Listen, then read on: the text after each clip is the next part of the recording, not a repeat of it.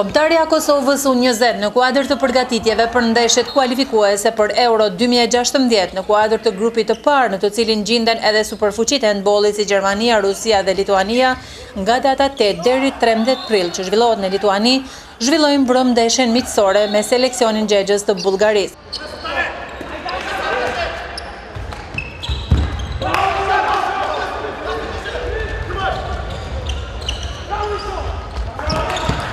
Përfaqësuesja kosovare për disa ditë me radhë zhvilloi stërvitje, ushtroi 2 herë në ditë në drejtimin e kryetrajnerit Fatmir Muhaxheri dhe ndihmësve Leonard Cula dhe Veton Hajrizi në palestrën e sporteve Shaninushi.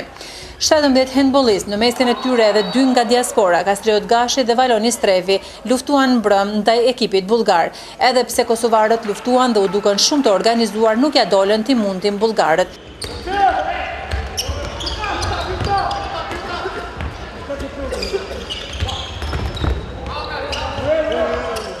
Ndeshja u zhvillua në palestrën e sporteve Shaninushi në Gjakov me kushte teje të mira. Pjesa e parë përfundoi me rezultat 12-13 për mysafirët, ndërsa edhe pse luajtën mirë dhe me organizim të shtuar, kosovarët nuk arritën të shënojnë fitore ndaj bullgarëve. Kështu e tërë ndeshja përfundoi me rezultat 21-25 në të mirë të mysafirëve.